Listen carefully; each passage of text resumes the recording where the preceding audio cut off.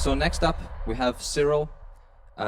You can probably see from the way that he dresses that he works at a very fashionable company, or maybe he's just fashionable himself. He works at Porsche, not Peugeot.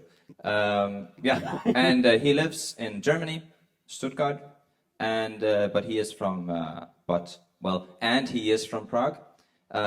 He's an iOS systems architect and does some reverse engineering fun. So give a warm welcome to Cyril.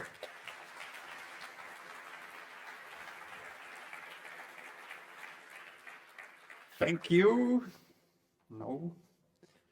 Great. Good, yeah. Thank you very much for the awesome introduction. So today I would like to introduce you into reverse engineering and iOS security. Before we deep dive into it, so about what I do, I am iOS system architect, as it was already said, and I'm trying to lead approximately 17 teams that are working on this beautiful app that actually then controls the car. And yes, I get to drive those cars for work. So motivation for reverse engineering. First of all, it's very, very, very hard, but you will learn a lot. Today, my motivation for this talk is to give you a practical example. I won't go into too many details, but to those details you can then deep dive on your own. So I prepared those exercises, which I would like to today show. I can't promise that I will be able to demonstrate all of them, but I will try my best. So first one will be Objective-C runtime manipulation. We will try to bypass jailbreak detection on my jailbroken phone. Next one, we're gonna try the same in Swift. We're gonna also try to extract some secrets from memory. We're gonna try to bypass Face ID. We're gonna try to crack some crypto algorithms. We're gonna try to dump our beloved keychain, and we might find out that it's not as secure as it might seems to be, or at least as it's presented by Apple. And last but not least, we're gonna also try to crack and fully bypass SSL pinning. So with that said, I'm missing my GIF, yeah. So yeah, I'm a big fan on Rambo and Sylvester, so let's get on to it. Okay, I'm nervous already. So first thing first, I will introduce you to my lab. So this is my beloved iPhone. This is probably the most luxurious iPhone I have ever gotten. So it's iPhone X, but it's running iOS 14. iOS 14 is easily jailbreakable and is jailbreakable from the user land. Therefore, you can really experience all the features of the phone. So let me introduce you to the app which we are going to be jailbreaking, which we are going to be reverse engineering today. So this is something I call damn vulnerable iOS banking app. It has a couple of features. So first of all, this is a list of transactions which I did. So here I bought my Porsche and like normal things. This list is SSL pinned. So that's something we should bypass. Then we're gonna try to send some money, but we can't because it tells us that the jailbroken device was detected and this send feature is not supported on jailbroken phones. Next one, we're gonna try to add some money, but yet again, we have another jailbreak detection, but this one comes actually from Swift, and it's slightly different story when it comes to reverse engineering, and we're gonna try to bypass that as well. And I'm gonna also show you the differences. The next exercise will be here on this account. So this actually needs my Face ID to reveal some details here. So that's something we're gonna try to bypass. I have my manage pin. Oh, sorry for that. That was keychain error. Yeah, and this actually uses some crypto algorithms that are then stored in the keychain, and we're gonna try to reverse engineer that as well. So with that said, we're gonna go into my terminal. And I will try to make it as big as possible for you. So first thing first, what I'm running. So like I said, this is a very precious device. So it took me 3 days to install it. And from time to time, it breaks itself and you have to do it all over again. So, but long story short, I have iProxy running on 2 ports, so 2222222, and 66666, the devil's number, which we're gonna use to hook into the debugger. So with this one, I can now actually SSH on my localhost port 222, add the password, enter Z shell, and here I am on my phone. So lovely. So first thing I wanted to show you is where the applications are actually stored. So here are my apps, which were installed with install D. Install D is the daemon that actually takes the app from the App Store, install it on your phone, and then you can use it further as you know. So among those apps is also my Viva. So that's the app that we're going to be looking into. But the thing is that you can't actually, I could just go and CCP from my other terminal, from the phone towards my desktop, but that wouldn't work because if you download an application from an app store, then it's encrypted by the private key of your iCloud. So you have to actually first somehow get the decrypted binary. So that's what we're gonna do in this window. So we're gonna go to this desktop. Here I have my binary dump. So that's what we're gonna use now. I'm gonna also try to have a look at the apps. So what I'm running on the phone is also Frida server. Frida server is like a best friend of a reverse engineering guy on an iOS. So that basically runs a server on my phone, which I can then query and ask for things that are running on the server. So here I'm interested in this application. So I can now use the Python script to dump the memory.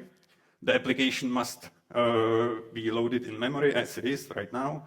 And we just actually dump the memory, which will resolve into a proper binary, which we can now look into. So what it did is that it actually downloaded the IPA, and now I can unzip. One sec.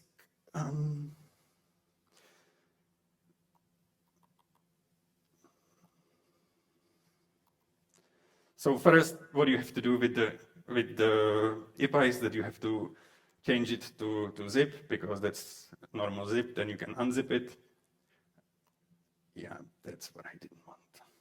So, as I said, there might be some complications, but it should work now. So now we have it in our payload. That's our application, so we can open it up. So I can now show package contents, and here is the binary which we are going to be looking into. So to do that, I'm going to use Hopper. Hopper is a disassembler which allows you to explore binaries which are built for Apple platforms.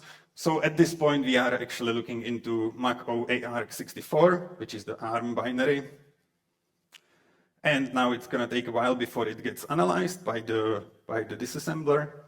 This one I think I can't make bigger, so I'm sorry for that.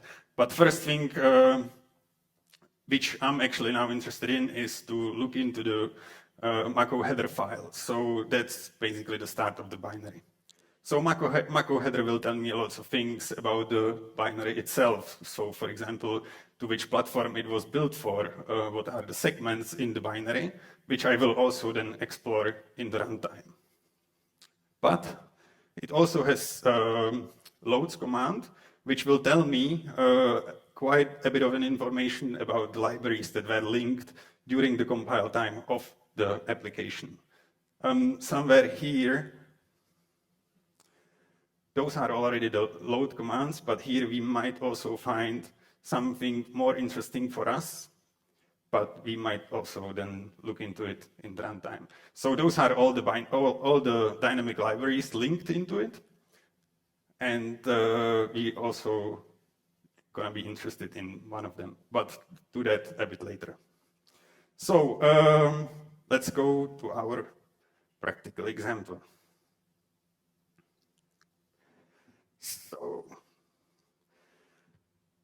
First thing I have to do now is go back to my iPhone, launch a debug server, so that will attach a debugger to the app that's currently running there. This is, by the way, application downloaded via test flight, so it was compiled, archived, it has everything stripped off, so it's like a normal production binary. I could do it on a real app, which I actually wanted to do in the very beginning, but then I found out then that I could go to jail for it, and I think that was not worth it. So yeah, I spent a couple of weeks designing it on my own. Since I'm running the debug server on the phone, I can also run the LLDB on this side. And first thing, I have to tell the LLDB what kind of platform I'm going to be looking into. So that's the remote iOS, and now I can connect to the debugger remotely. So now I'm in the runtime of the application, so I can start looking around. The first thing I'm actually interested in would be to have a look at the image itself. So here, image list will tell me all the frameworks that were loaded to the app's runtime. So you can see that there are around 407 SDKs loaded in memory. And that's actually pretty unfair if you ask me, because Apple in the WWDC said that you should use maximum of 6 of them for your own development, while they actually use 400 of them. It's pretty unfair if you ask me. Okay, so first thing first, so here is the Trustkit. That's what I wanted to find in the binary, but that would be too tedious. So Trustkit is the SSL pinning, or via the Trustkit is the SSL pinning implemented. So that's something to look into. Then here we have on the main, or of the first one, that's always the main executable. So that would be the binary which we are looking into. Then we have the iOS security suite. So that's also an SDK that provides lots of iOS security features like the jailbreak detection, which we are also gonna look into. So after I actually looked into those libraries, there is one more thing, as Apple always says. So SSL kill switch. So that's actually a library that was loaded after all other libraries, and that's one of the libraries that I injected into the runtime of the app. So as you might guess now, the SSL kill switch will bypass the SSL pinning on my phone and will reveal the payloads as normal plain texts. Okay, so now let's go to the first exercise. So here is the iPhone. So when we tap, now I have to actually continue. When we tap the send, then we get the jailbroken device detected. So first thing I can do here in the procedures, I can look for is jailbroken. So obviously I did my homework. So usually this takes quite some time to figure it out, but here, this one is in Objective-C, so you will have always all the symbols there, so you can really look it up. And this is actually taken from one of the examples on the internet of how to prevent jailbreak detection. So here is my function, jailbreak detection is jailbroken, which I now have to hook into, right? So that I can bypass it. So in order to do that, I have to first figure it out, the address space layout randomization. So every time iOS loads a binary in memory, it loads it in a different place. So our binary actually starts from 0, but the binary in the memory is randomized. So you have to resolve the binary addresses first. So in order to do that, you have to dump the sections of the particular section. So in this case, we are looking in the dviba, so that's the main binary, and here you have the page 0. Page 0 is basically where all your null pointers and exceptions will end up, and your app will gracefully crash. And this is actually the space where the binary starts. So this number will be every time different. So first thing I have to do is now to get the, So I have to get the list, or I have to get the difference of the binary in memory compared to the binary in my disassembler. So, and now I can finally set a breakpoint on an address, which I will now calculate. Or actually, let me do it this way. So we're gonna calculate the breakpoint first. So that's this address, and then we have to grab this address. But this one is 10 short, and it resolved into this pointer in memory. So now I can set the breakpoint on the address, and we got hit. So this is actually a symbol in the runtime, which we now actually hooked into. And when we execute the function again, then we should end it up here. This might see like a fraction of a second what I did, but this took me like 2 days to figure it out. It was a long evening. Okay, so now we have the breakpoint there, so I can continue the execution. And now if I do send, then I actually got here, so I got hit, so that's exactly what I wanted. So now I can have a look at the thread. And the thread is exactly what we wanted. So here we have the CDR check, here we have the mobile substrate check, which is like common library for jailbroken phones. We have the SSHD, we have jailbreak something, and so on and so on. So this thread potentially would return true if we would leave it running. So what I can also have a look at the backtrace. So this is currently where we are, and this is gonna be the next one where we're gonna return to from this thread. So I'm actually interested in that as well. So I'm gonna set a breakpoint there, and now you don't actually have to resolve the address because it's already in memory. So this one is the one that I want. I don't need to now do the calculations there. So now if I leave it running, just to make sure that everything works, then we returned into this thread. And if I have a look, then here is the Objective-C message sent, and here we returned. And this is what the next step of the processor would be. So it would move the X24 register into X0. So that's something we also might be looking into, but in the next example. So in this case, I'm also interested in to show you like how the Objective-C message send works. So now I would set a breakpoint on that address as well, so that we can go through the Objective-C dispatch method. So now if I continue, I correctly get this, and now it disappears, and now we should go through the whole flow together in the debugger. So first thing first, we landed here on the Objective-C message send. I can step into the thread, so now I'm actually in the Objective-C message send dispatch. I can have a look around, and I can read the registers. Here the registers are already having the function call because this is the message dispatch, so it will just take instance of this, so we can just give it a try. It doesn't always work, but sometimes it does. So this is the beauty of Objective-C. I just took a pointer, and I'm just trying to call is jailbroken on it. And it returned true. So that's, by the way, true. And yeah, it's true in effect because it's really jailbroken. So cool. So what I can do now is I can continue the execution. And now I got into the real thread where the check happens. And now I have to actually go through it a bit to let it initialize, because if I would do some operations right now, the LLDB would crash, and that's something I badly don't want to happen right now. So let's do a few steps. And now LLDB has one feature, so one more step, because now we actually initialize the thread, and now we can also return from the thread. So I can do thread return 0 as false. I can continue and continue. And I got actually the access to the feature. So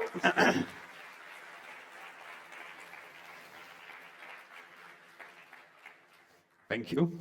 So that was one of many examples, but this is actually, yeah, pretty cool, but it doesn't solve my problem, because now every time I have to do something in the binary, I would have to go through this process, locate the addresses, resolve the address space resolution, and address space randomization, and then make sure that I bypass this Objective-C function. And that's something I badly don't want to do. So there is also a runtime manipulation in Objective-C, which we can now try.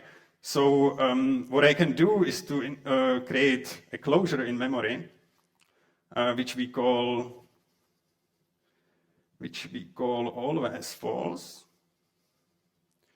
So here on the top level, so in the memory space, in the user space, I'm gonna create a closure which will always return false. We can try to call it.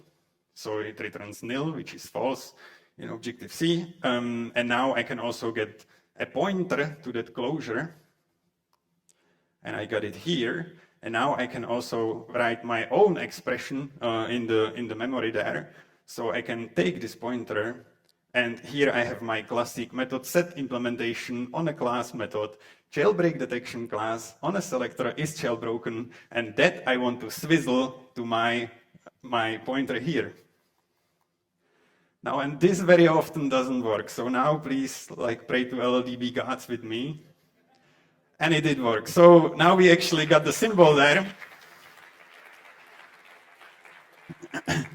Which means that I can now hopefully delete all my breakpoints, leave it running. And now if I do close,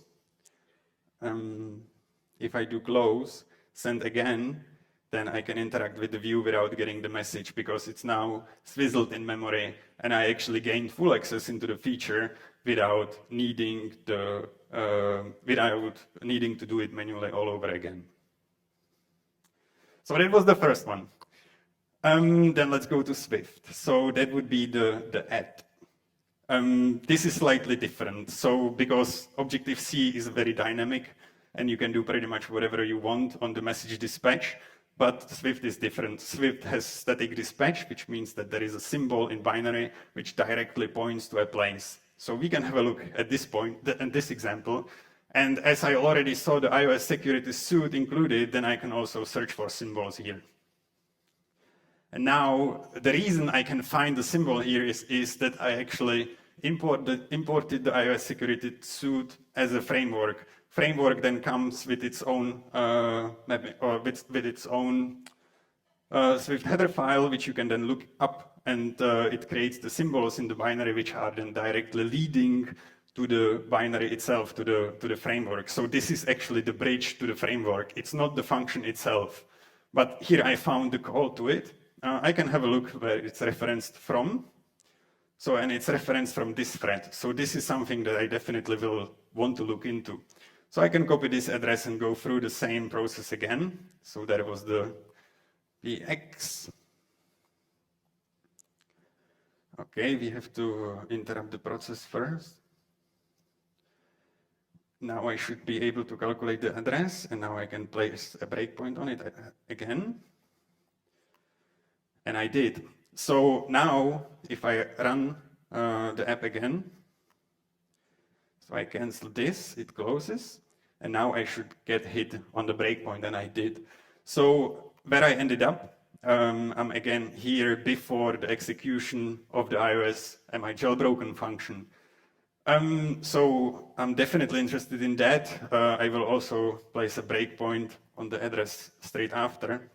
So the address straight after is again moving the result of x0 to x20. So what I will probably against your will introduce you into is a bit of assembly. So when a thread returns, it always returns the values to registers. So it's starting from x0, then x1, 2, 3. Those are then saved for the return calls. And now I have a sense that this x0 will have the return value of this function. So what I can do now is to, again, go into the thread. So now I'm in the am I jailbroken sort of hop to the dynamic framework. So if I go through,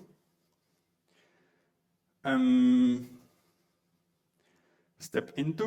Yeah, and this is very interesting because I'm actually seeing a code, but I didn't compile it with dsims or anything like that.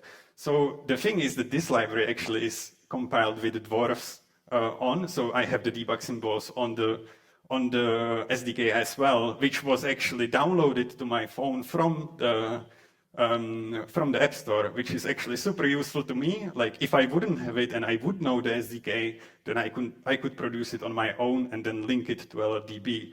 But since like developers didn't take care of the stripping the symbols on the way, now I can actually leverage that, and I can also have a look at the code here directly in non-user land, which is pretty cool for me. But from the security point of view, this is absolute no-go because you are basically exposing the logic there.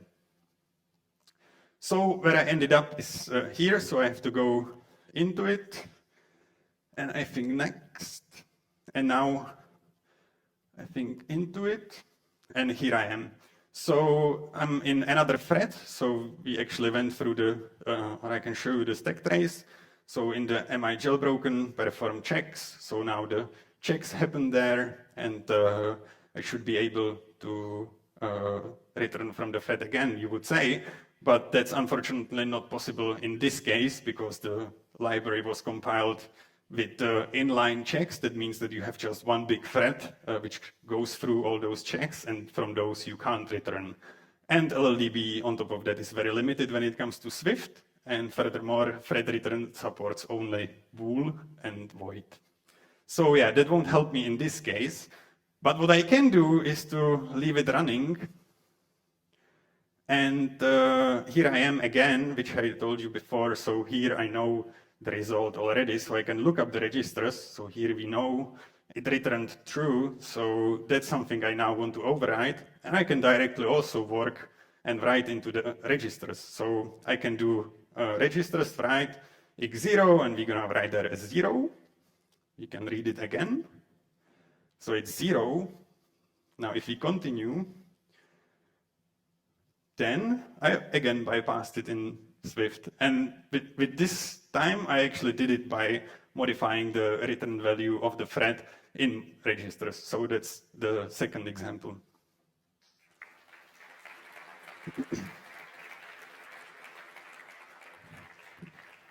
Thank you. And now moving on. So obviously this would be again like very boring and tedious job to do. So here I don't have actually many things to do how to swizzle Swift. So it's just not possible because it's not dynamic, or it's not as dynamic as Objective-C is. But what I could do is I could swizzle symbols. I could use something called fishhook. Fishhook is a library developed by Facebook. Then you could actually extract the symbol, which is this symbol, and you could then replace it with another symbol, which you could place in your binary, or you could actually load it into memory afterwards. So that I could do. I tried for many, many days, and I never succeeded with that. So then it either crashes or yeah, it doesn't compile. So in theory, you could do it, but I never actually succeeded. What would be much easier for me to do is to modify the binary so that I could add another instruction here. So that would basically write into x0, 0, and then I would export the binary, I would re-sign it, deploy it on my phone, and that would be already in. Everything would be, so the jailbreak detection would be bypassed by doing it directly in the binary. And that would be basically the ideal state from my point of view, working with the Swift. Okay, so moving on. So now we've done those two exercises, and we have this one to go through. So account details. So account details is very interesting because first of all, it wants my Face ID, which I will try to bypass in the following example, but first I'm gonna also have a look at the details at all. So first of all, we can also have a look at the runtime and at the view hierarchy. So now,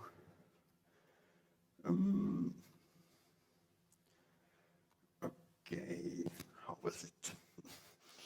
Yeah. So okay, we need the we need to interrupt the process again. We can have a look. We can print the hierarchy of the current window. And there we should get the view controller that's actually loaded in. So now I'm going to make it slightly bigger for you. So the one that I'm now looking into is the My Account view controller. Now I know it because I was working with it already, but you would have to go through all those things before you find out the one that you actually are looking at. So what I can do now is to actually print the instance variables on it, because this is the normal view controller. So that means that it was developed in Objective-C and it has a runtime lookup. So here I can see all the things that are instantiated on the UI view controller, but on the top of the generic UI view controller variables, there are also those 3 variables that are available. So first one is account action clicked, so that's probably a closure to some view response. Then we have account password and account email. So that's something I'm actually really interested in. So I could now cast it into Swift, because this Objective-C runtime doesn't understand those values because those are in Swift, and I can't easily bridge them. So I can grab a pointer to the controller again and try to cast it. So what I do now is to casting this address to memory with the unsafe bitcast, the UI view controller, which will then execute in Swift, because here I have the language Swift. And let's see what it will do. Okay, it can't find it. So that means that we might need to do some imports here. So first of all, I'm going to import foundation and try it now. Still not. Then I'm going to try to import UIKit. Okay, and here we have it. So account password and account email. So what essentially happened was that the developer left in the variables on the view controller the secrets, and now I was able to actually, in the runtime, gather the secrets from memory, and now I could use them to do whatever API calls or whatever I want to do with them. So this was actually blocked by the Face ID, but I will show you now how you can also bypass the Face ID in this case. So here we're going to go into another tool which is called objection. So let me look it up. So we're going to again need to talk to our friend Frida. So that will give us the process ID. We're going to have to ask objection. And here we're going to explore it, but that takes quite some time. I think I have to now kill the debugger. So that was pretty much all from what I wanted to show you in LLDB. Now we're going to be moving away from LLDB. And so I killed the debugger, and I have the app killed as well. So it's still, or I launched it again, which you couldn't see. And now with the objection, I can now start to, now I have to actually grab the ID again. So we have a different ID. So now the app, like as I told you, because of the address space layout randomization, the app loaded in a different memory space. And what I did now with objection, I injected lots of scripts into the app runtimes. Same as I did with the always false. This objection loaded tons of things for me. First thing I want to do is to iOS UI biometric bypass. So what it does, same as I did in Objective-C, where I swizzled the jailbreak detection, this one swizzles the biometric response closure. So when we actually have a look at the app, that's going to be now interesting, if it's going to work out. So we're going to go into the My Account details, and now if I don't show my face to it, and then do cancel, then it shows anyways. So what happened here is that we have OS authentication response, which is false, but the response closure returned true. And with that, because the developer, aka me, purposely didn't store those secrets in keychain, and they were just laying around somewhere in the system, then it was already loaded, and I could bypass it easily because there is no there is no validation from the iOS side. The only validation for Face ID is from the keychain side, which I can show you now on the almost last example, which is the manage pin keychain. So regenerate. So now I can't actually bypass it. So what this thing do is that if I don't show my face to it, then okay, weird. Yeah, it still returned true, but it didn't read from the keychain. The keychain denied it, but the UI still displayed it because the UI actually thinks that everything was okay, and the system returns true. So the UI is normally displayed, but the secret is not. The secret is the old one. So the last example, which I wanted to show you today, is to debug the crypto. So as I told you, these operations are having some crypto manipulations. So like reading and writing the crypto. Okay.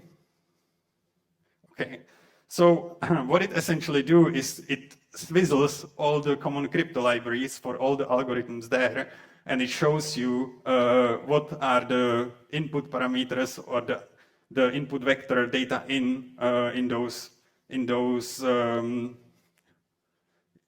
crypto operations. So what I can do now is to go to iOS decrypt, and knowing this info, I can also leverage that, and I can now grab my, so here we are in decrypt, so I will need my key, or the key of the crypt.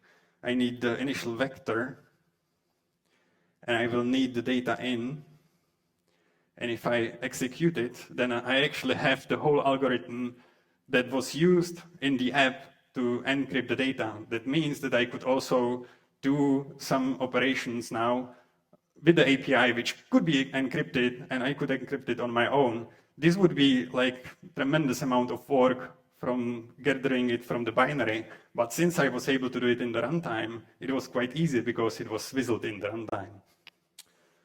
So yeah, that was the last example. And because I'm already 1 minute over time, then I would like to say thank you very much for your attention. So if you